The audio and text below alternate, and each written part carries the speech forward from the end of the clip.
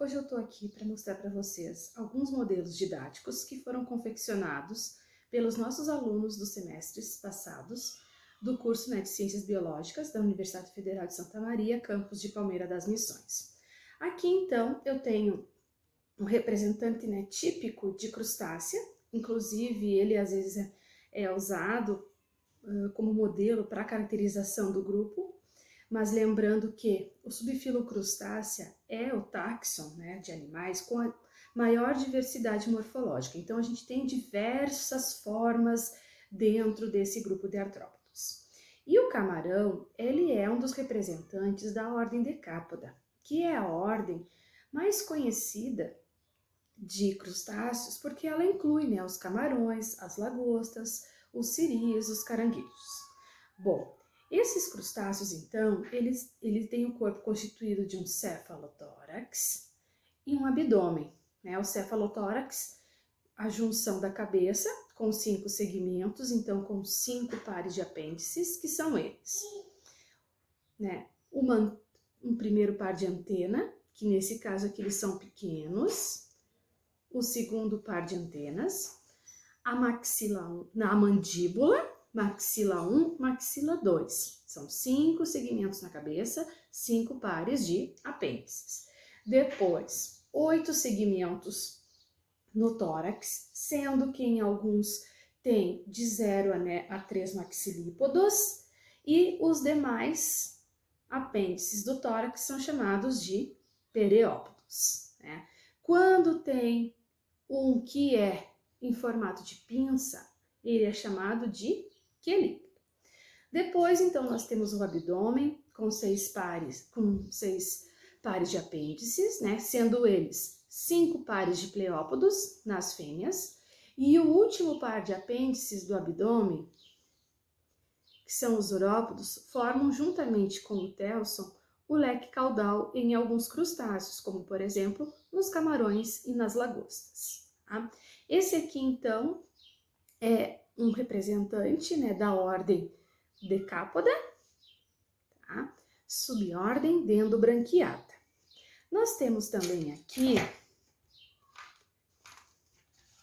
um caranguejo, que infelizmente os periópodos quebraram, mas aqui eu quero mostrar para vocês que os caranguejos, eles são da infraordem Brachiura, também é um decápoda, porque eles apresentam, decápoda, 10 pés, 5 pares de pernas locomotoras. Os braquiuros, eles têm o abdômen completamente dobrado sobre o ventre. Então, aqui nós temos a região dorsal, a parte de cima, e aqui nós temos a região ventral e o abdômen completamente dobrado sobre o cefalotórax.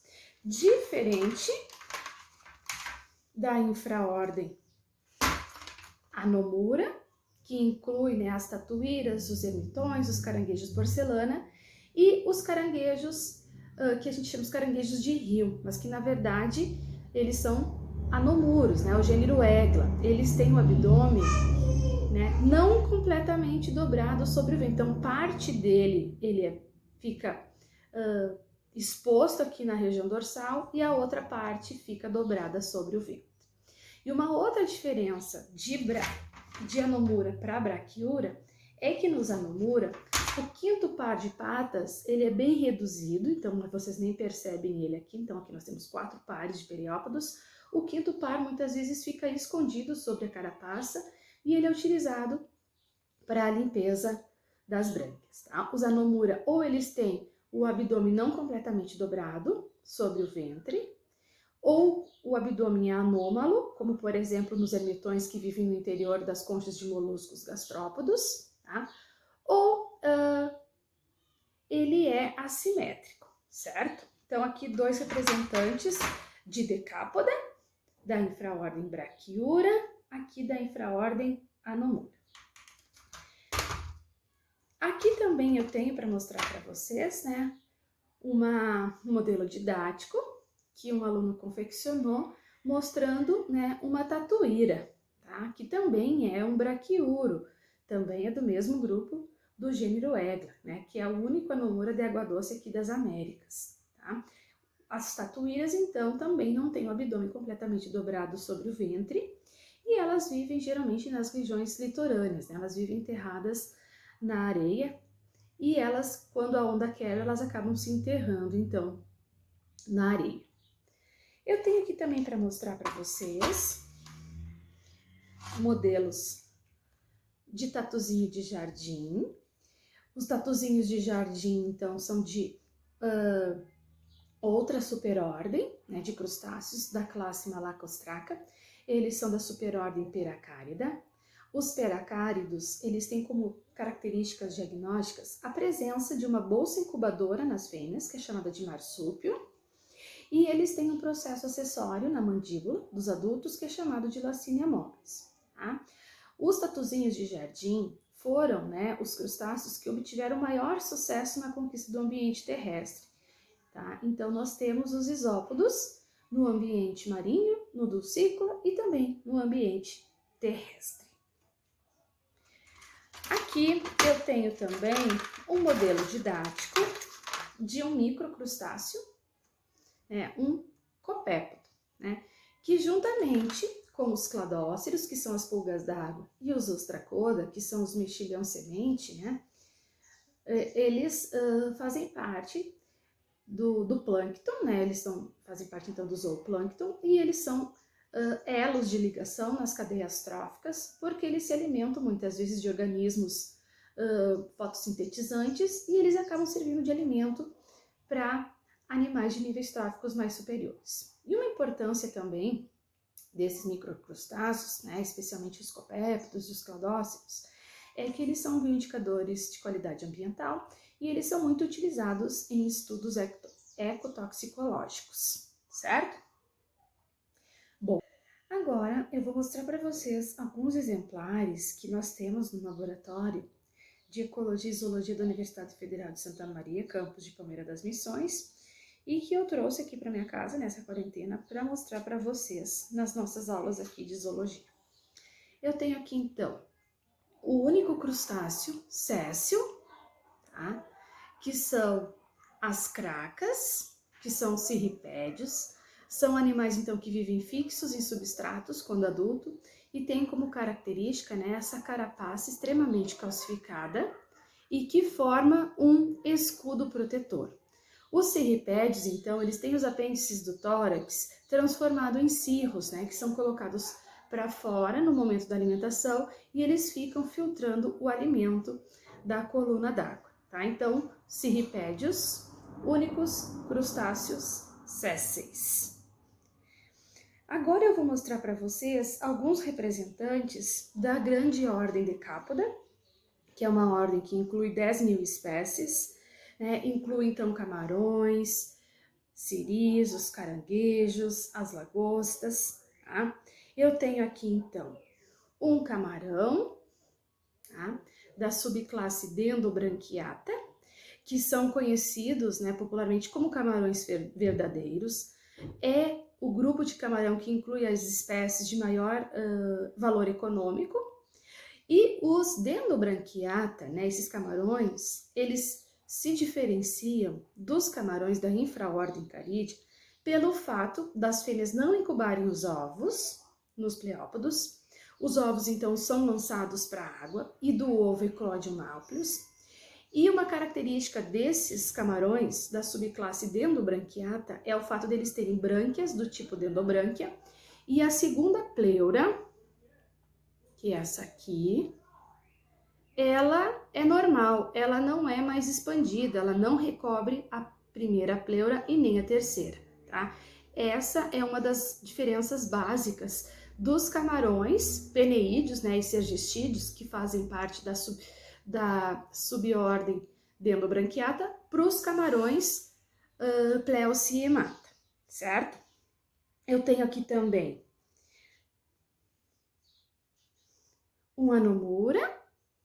Esse aqui, então, é o único anomura de água doce que a gente tem registro aqui no Brasil, que é o gênero Egla. Ele é um anomura, então, ele não tem o abdômen completamente dobrado sobre o ventre, né? Então, aqui nós temos parte do abdômen. E aqui, eu não sei se vocês conseguem ver, ó, essa estruturazinha aqui é o quinto par de apêndices, que fica reduzido e fica dobrado, ele fica escondido dentro aqui da carapaça e ele é utilizado principalmente para a limpeza das brânquias, tá? Esse aqui, gênero Egla, de água doce, Anomura. E aqui eu tenho um siri, também decápoda, assim como a Egla, só que ele é da infraordem Brachyura, abdômen completamente dobrado sobre o ventre, tá? Esse aqui é um macho, né? Os machos de caranguejos e siris, quando adultos, eles têm o abdômen em formato triangular, ou formato de T, e as fêmeas, infelizmente eu não tenho nenhuma aqui, as fêmeas elas têm o abdômen bem arredondado, certo? Porque nos apêndices do abdômen é que as fêmeas incubam os ovos, tá? Aqui eu trouxe para vocês um machinho para mostrar um dos pares de pleópodos que são modificados e utilizados, né, para a cópula, tá? São pleópodos modificados para a transferência dos espermatozoides e são chamados de gonopódios, tá? Então aqui o abdômen, ó, ele protege o gonopódio, na hora da cópula o macho abre o abdômen e insere esse par de gonopódio nas aberturas genitais da fêmea, certo? O siri, né, lembre que eu comentei na aula que a diferença dele para os caranguejos normais é que eles têm esse quinto par de patas em formato de remo.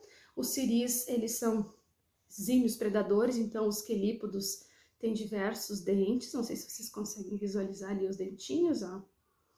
E geralmente, né, a carapaça, geralmente não, nos siris a carapaça ela é triangular e com diversos dentes aqui na lateral, tá? E aqui eu tenho, bem pequenininho, um exemplar de tatuzinho de jardim, tá? O tatu bolinha. E eu trouxe também um anfípoda, tá? Anfípoda e isópoda são peracáridos. Ambos têm como característica, nas fêmeas, a presença do marsúpio e a Lacínia mobilis, tanto em macho quanto fêmeas adultas. E os anfípoda, ele é bem pequenininho, tá? Esse aqui é o único anfípoda de H2 que a gente tem aqui no Brasil, gênero Hyalella. Eles são achatados lateralmente e as brânquias ficam localizadas no tórax. Os isópodos, eles são achatados dorso-ventralmente e as brânquias, não sei se vocês conseguem ver uma estruturazinha branca bem no finalzinho do abdômen, são os pulmões pleopodais. Então, as estruturas respiratórias dos isópodos estão associadas aos apêndices do abdômen, tá? Então, lembrando, subfilocrustácea, único grupo de crustáceos que apresentam, único grupo de artrópodos que apresentam 2 pares de antenas e apresentam também a larva náuplio, pelo menos em algum momento da vida. Em diversas espécies, a fase de náuplios ocorre dentro do ovo, em alguns, como por exemplo, nos camarões dendrobranquiata, eles eclodem na fase de náuplios. Lembrando então que os crustáceos são um grupo extremamente diverso morfologicamente, né? Tanto é que nós temos espécies que são sésseis, espécies que são vágeis, e que são, muitas vezes, completamente diferentes na sua morfologia geral, mas que, de uma maneira, apresentam, né, algumas características em comum, que por isso os colocam dentro desse subfilo crustácea, certo? Era isso que eu tinha para mostrar para vocês. Qualquer dúvida, entrem em contato.